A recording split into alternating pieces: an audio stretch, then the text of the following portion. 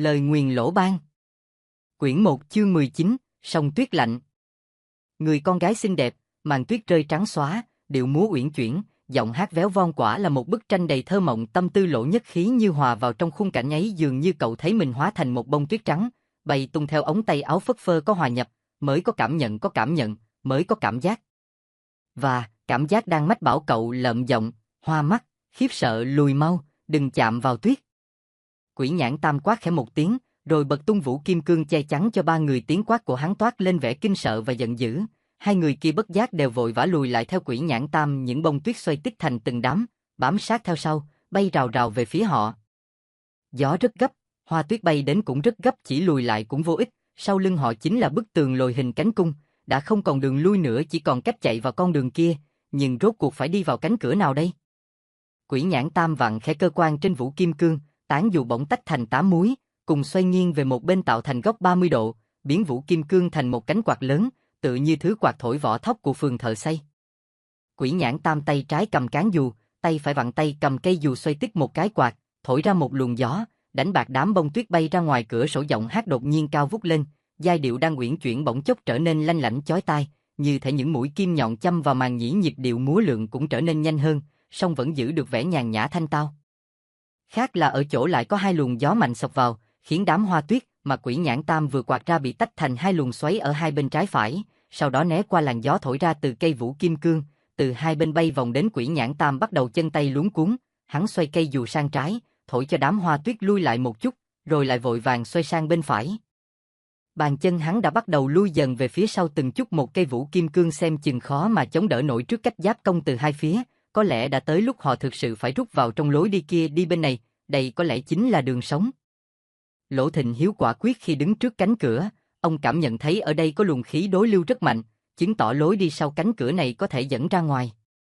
Hay là theo bên này đi?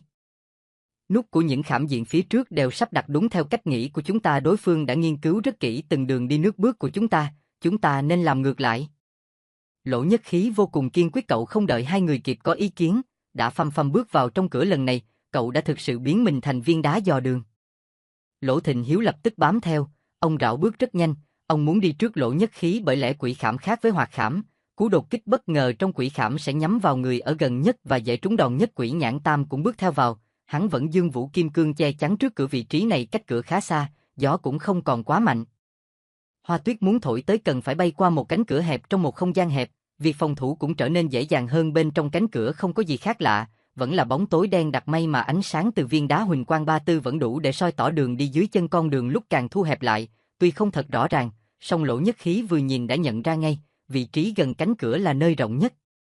Lỗ Nhất Khí dừng bước, vì Lỗ Thịnh Hiếu lúc này đã bước tranh lên phía trước cậu, và đột ngột đứng khựng lại, khiến Lỗ Nhất Khí đang bám sát sau ông cũng phải dừng lại theo. Lỗ Thịnh Hiếu hơi cúi gập lưng xuống, từ mũi và miệng phát ra tiếng phì phò, hai hàm răng đánh vào nhau cầm cập, giống như đang lên cơn sốt rét. Bác làm sao thế?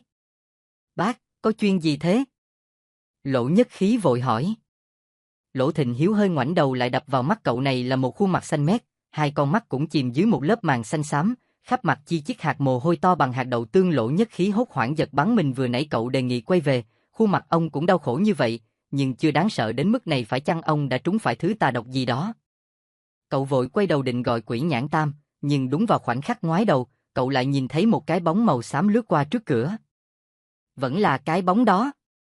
Cậu sững sờ trong giây lát, cái bóng đó dường như luôn bám sát theo họ, không hiểu nó muốn làm gì. Bác tôi. Với cậu, việc quan trọng nhất bây giờ vẫn là gọi Quỷ Nhãn Tam tới xem bác cậu ra sao. Nhưng trong lúc cậu đang nói dở chừng và quay lại nhìn bác, thì Lỗ Thịnh Hiếu đã trở lại trạng thái bình thường, ngoài vài giọt mồ hôi còn sót lại trên trán, những triệu chứng lúc nãy đều đã biến mất. Lỗ Nhất Khí ngẩn người nhìn bác, rồi cậu lại sững sờ đứng đờ ra, nhưng không phải vì Lỗ Thịnh Hiếu hồi phục quá mau, mà vì qua bờ vai của ông, cậu đã nhìn thấy một đôi mắt trong đêm tối, chính là đôi mắt từng xuất hiện tại hành lang Yến Quy. Cả chiếc bóng và cặp mắt đều đã xuất hiện, lẽ nào chúng thực sự là u hồn đang quẩn quanh trong quỷ khảm? Hay là còn thứ gì đáng sợ hơn nữa đang ẩn nấp ở một xó xỉnh nào? Đôi mắt kia chưa kịp chớp lấy một cái đã biến mất còn đột ngột hơn cả lúc ở hành lang Yến Quy. Thiếu nữ nhảy múa trong sân lúc nãy cũng lại xuất hiện, cô ta từ từ lướt vào từ một chỗ nào đó không nhìn thấy bên cánh cửa, rồi băng vào bên trong, song vẫn chỉ nhìn thấy phía sau lưng những bông tuyết cũng bay theo vào trong cửa, song không còn ào ạt mịt mù như khi còn trong gian nhà chính, chỉ lơ thơ mấy bông vương bên tay áo và gấu váy vẫn đang xoay tít. Khúc kinh kịch lại càng trở nên chói lói, khiến người nghe chỉ muốn bịt ngay lỗ tai lại. Quỷ Nhãn Tam đang đi giật lùi, cây vũ kim cương trong tay hắn đã không còn xoay chuyển nữa, tán dù đã trở về trạng thái bình thường. Sức uy hiếp từ vài bông tuyết ít ỏi kia, chỉ cần dùng đến cây dù là đủ. Lỗ Nhất Khí cảm thấy băn khoăn, một bóng hình đẹp để nhường kia, tại sao lại khiến cậu cảm thấy ghê sợ đến vậy? Liệu cô ta có phải là do những bông tuyết ma quái kia biến thành hay không? Nhưng nếu như vũ khí của thiếu nữ chính là những bông tuyết phiêu diêu đó, thì giờ đây, chúng gần như đã tiêu tán hết, cô ta còn đến đây làm gì? Lỗ Nhất Khí còn phát hiện ra rằng, điệu múa của cô ta trông rất đẹp mắt, song lặp đi lặp lại cũng chỉ có vài động tác, vô cùng đơn điệu. Hơn nữa những động tác này càng lúc càng khó coi, càng lúc càng thêm quái dị và cứng nhắc đã thay đổi. Cuối cùng, động tác của cô ta cũng đã thay đổi. Cô gái trượt về sau một cái, lướt đi như một cái bóng, chớp mắt đã xuất hiện trước mặt Quỷ Nhãn Tam. Từ trong ống tay áo dài rộng thò ra hai bàn tay nhỏ nhắn trắng muốt, vươn về phía Quỷ Nhãn Tam trong một tư thế rất mực yêu kiều, tự như thiếu nữ đương xuân đang muốn nâng niu khuôn mặt người yêu. Lỗ Nhất Khí kêu lớn, cẩn thận. Cậu chưa bao giờ nhìn thấy một cô gái nào có thể vươn hai tay về phía sau lưng với một tư thế đẹp đẽ và tự nhiên đến vậy, chẳng khác gì đang vươn tay về phía trước. Quả thực không thể hiểu nổi vì sao cô ta có thể xoay ngược cánh tay nhẹ nhàng đến thế. Quỷ Nhãn Tam ứng phó hết sức thuần thục, hắn dùng vũ kim cương chặn cô gái lại, đẩy mạnh ra ngoài, rồi cụp cây dù lại, vung mạnh cánh tay. Vũ kim cương lập tức quét thành một vòng tròn đập thẳng vào gáy của cô ta, cú ra đòn rất mạnh, phát ra một tiếng vang trầm nặng. Song cô gái hình như không hề hấn gì, chỉ xoay tròn vài vòng tại chỗ, sau đó nhân theo đà xoay bay vụt về phía Lỗ Nhất Khí, cẩn thận có độc. Tiếng kêu lần này là của Quỷ Nhãn Tam. Lỗ Nhất Khí không chút chần chừ, thứ đang lướt tới như một cái bóng kia khiến cho cảm giác khiếp sợ và căm ghét trong cậu hòa vào là một việc duy nhất cậu phải làm trong lúc này là không để cô ta tiến lại gần. Cậu nghiến chặt răng, lòng sắc lại, chĩa súng bắn liên tiếp cho tới khi hết sạch số đạn trong ổ. Từng viên đạn xuyên trúng đầu, trúng yết hầu, trúng ngực, trúng bụng, song không trúng hai đầu gối, chỉ có vạt váy bị bắn thủng thành hai lỗ. Khi đạn bắn trúng người cô gái, chỉ nghe phát ra tiếng ê bịch bịch ê rất trầm. Xung lực từ những cú bắn chỉ khiến tốc độ của cô ta chậm lại một chút, đó là hiệu quả duy nhất mà 6 viên đạn mang lại. Và cô ta vẫn tiếp tục giơ ngang hai tay lao thẳng đến Lỗ Nhất Khí, không biết phải tránh bằng cách nào. Lối đi không đủ rộng, lùi về phía sau cũng không kịp, hơn nữa phía sau lưng còn có bác cậu chắn đường. Đầu óc cậu trống rỗng, đôi tay đã vươn tới gần trước mặt khiến tim cậu thóp lại. Đôi tay trắng bóng đến phá sáng, nhưng sưng phù một cách bất thường, giống như đã ngâm lâu trong nước. Trong khoảnh khắc ngàn cân treo sợi tóc, một bàn tay rắn chắc đã túm lấy cậu, kéo mạnh một cái, khiến cậu né được cú tấn công. Đó chính là Lỗ Thịnh Hiếu, ông đã kéo cậu thoát khỏi đôi tay kia và lôi cậu ra sau lưng mình. Đôi tay vẫn tiếp tục di chuyển, tiếp tục áp sát. Giờ đây, mục tiêu của nó chính là Lỗ Thịnh Hiếu. Lỗ Thịnh Hiếu không phải là Lỗ Nhất Khí. Lỗ Nhất Khí chỉ có thể ứng phó với các loại khảm sống và người sống khi có súng trong tay. Ông không có súng, chỉ có một ống dây mực. Ông tung một cú đá vào bụng dưới của con quái vật. Khi nó vừa dừng lại, ông lập tức kéo sợi dây mực từ trong ống mực ra, hai tay múa tích như hoa, cuốn sợi dây mực vuông vút quanh đôi tay trắng muốt, thành một nút thắt phi long vân ngấn. Sau đó ông kéo thật mạnh, hai cánh tay đã bị trói chặt vào nhau, sợi dây mực thít sâu vào da thịt. Song dường như điều này vẫn không hề ảnh hưởng tới sức tấn công của con quái vật. Dây mực là một loại công cụ dùng để đánh dấu đường thẳng của thợ mộc, tương truyền do Lỗ Ban sáng chế ra. Công cụ này gồm một ống tròn để chứa mực, một sợi dây dài, một đầu cuốn vào bánh xe, đầu còn lại kéo qua ống mực nối với một thanh gỗ. Khi dùng, kéo sợi dây qua hộp mực cho thấm mực, kéo căng dây trên mặt phẳng cần đánh dấu, rồi bật mạnh sợi dây để in thành một đường thẳng trên mặt phẳng, tức là rồng bay vệt mây, là một loại nút thắt kết bằng dây. Cách thắt là trước hết quấn dây thành hai vòng tròn xuôi ngược ngoắt vào nhau, lặp lại nhiều lần, đó là vân ngấn, như vệt mây, sau đó xuyên đầu dây qua điểm chính giữa rồi rút chặt, đó chính là phi long, như rồng bay. Lỗ Thịnh Hiếu nắm chặt ống mực và đầu sợi dây mực, tiếp tục tung chân phải ra, đạp mạnh vào người nó, không để nó tiếp tục tiến lên. Quỷ Nhãn Tam cũng không chịu đứng yên, hắn vứt vũ kim cương xuống đất, rút ra một sợi dây màu đỏ, chỉ một cú nhảy đã đến sát phía sau con quái vật. Hắn cuốn liền mấy vòng dây lên cổ nó, sau đó thắt thành một nút phá quan đề thi, rồi kéo mạnh về phía sau. Tức là phá quan tài lấy xác, một loại nút thắt mà người trộm mộ và chuyển mộ thường dùng để kéo những thi thể thối rữa hoặc hài cốt lên. Giọng hát đã lạc đi, biến thành những tiếng eo ấu rối loạn. Quỷ Nhãn Tam vận lực vào đôi tay, kéo thật căng sợi dây đỏ, miệng niệm lầm rầm, xác lạnh cứng 9 phần, lập tức tự nhập quan càn nguyên hanh lợi trinh, cột hoa biểu phân thân. Minh thần ám thần, năm đinh năm giáp, thần tiên qua đường xin giúp một tay. Mở.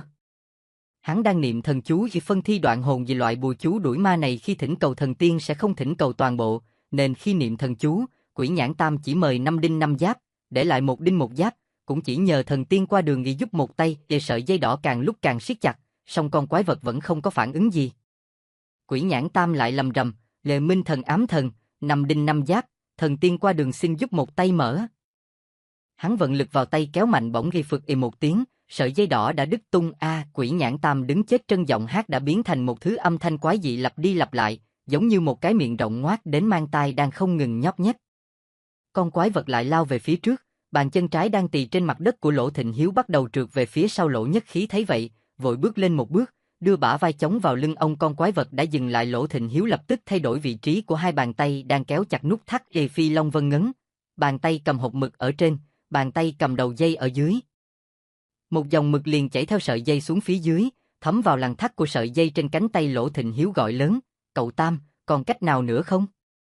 Quỷ Nhãn Tam lại rút ra một sợi dây đỏ, rồi cắn vào ngón giữa của bàn tay phải cho chảy máu, sau đó vuốt máu tươi lên khắp sợi dây, tiếp tục quấn quanh cổ của con quái vật, lại kết thành nút thòng lọng cản thi qua đáp. Tức là thòng lọng nối liền để dẫn xác, là một loại thòng lọng dùng để nối liền các thi thể với nhau, được người dẫn xác vùng tương Tây sử dụng khi phải dẫn nhiều thi thể cùng một lúc. Dẫn xác hay cản thi là một loại vu thuật thịnh hành ở vùng tương Tây, đạo sĩ dùng vu thuật khiến cho xác chết có thể tự nhảy mà đi được. Một hồng đức cương thi trắng đen, không hồn không phách về nê hoàng dây trời sáng đỏ, theo ta nhập quan. Quỷ Nhãn Tam niệm xong, tay phải giữ chắc đầu dây, tay trái lắc mạnh, đốt cháy một đạo bùa chú đuổi hồn, rồi quát lên một tiếng lanh lảnh, đi. Tưng. Phực.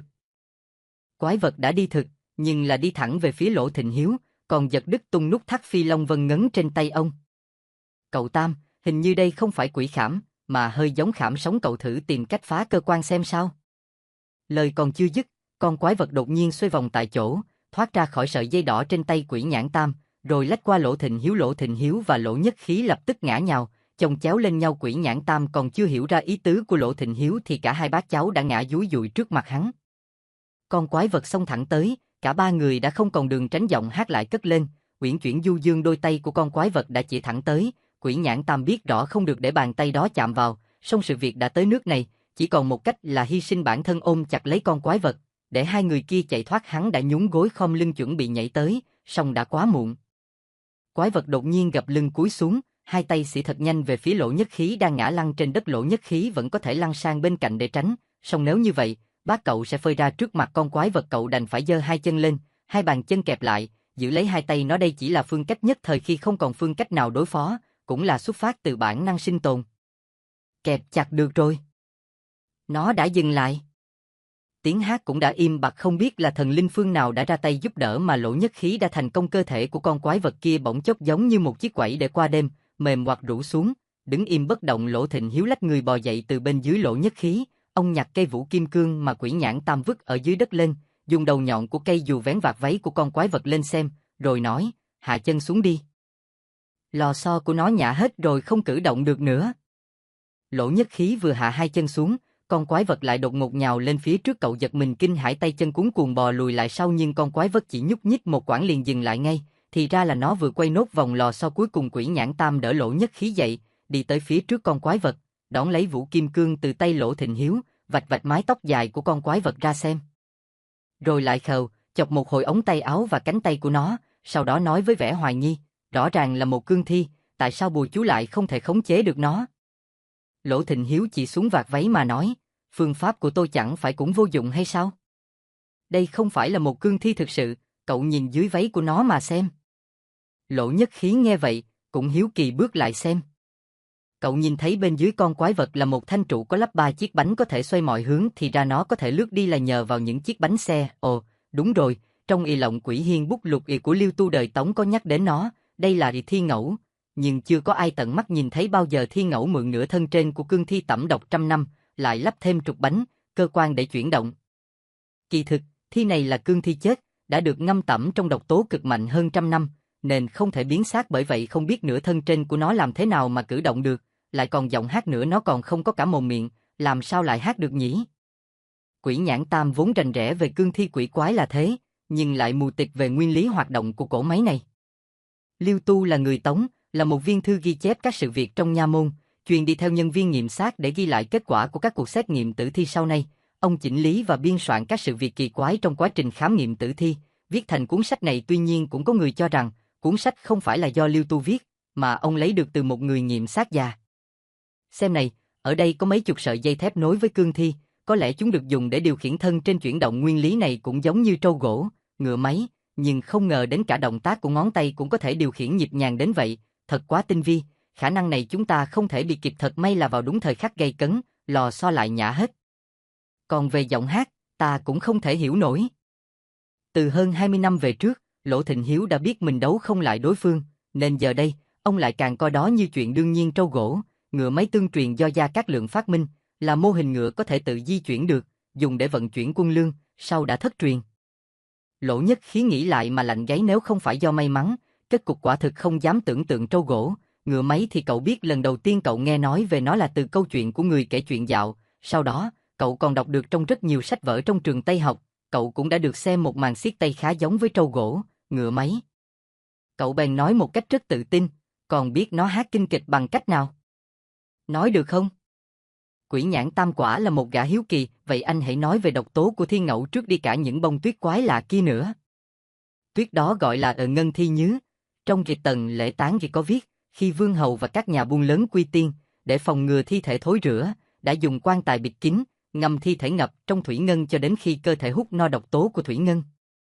Nếu vớt thi thể này ra, đem phơi nắng 10 ngày trong khoảng từ tiết tiểu thử đến đại thử, thi thể sẽ từ từ quắt lại, trên bề mặt da sẽ tích tụ sơ bông màu trắng. Đây chính là ngân thi nhứ. Thứ này chạm vào cơ thể lập tức tan ra, thấm vào trong máu, nội trong 3 ngày, máu đông cứng lại mà chết, không thuốc nào giải nổi. Thi ngẫu này là cương thi trăm năm, bản thân đã mang độc tố cực mạnh. Cậu nhìn tay nó, tại sao lại sưng phù như thế? Là vì nó đã được ngâm tẩm trong chất cực độc mà hút no độc tố. Tại sao lại trắng muốt bóng bẩy như thế? Là vì trên thế gian này có 11 độc tố cực mạnh, sau khi hòa trộn với nhau sẽ biến thành không màu không mùi, nếu trúng phải, chết ngay lập tức. Trước tác này chưa ai nhìn thấy, chỉ được nhắc tới trong nhạc trì nghị cổ của Trương Mai Chi đầu thời Minh và có chép lại một phần nội dung. Thông tin về ngân thi nhứ, sơ bông sát bạc, trong tiểu thuyết này cũng là xuất phát từ nội dung được chép lại trong nhạc trì nghị cổ. Thế còn độc tố trên mặt tôi? Lỗ Nhất Khí lại bổ sung thêm một câu hỏi, là thi độc, không đáng sợ lắm, có lẽ do người ta trực tiếp dùng tay hạ độc, chắc chắn không phải là độc tố trong thi ngẫu.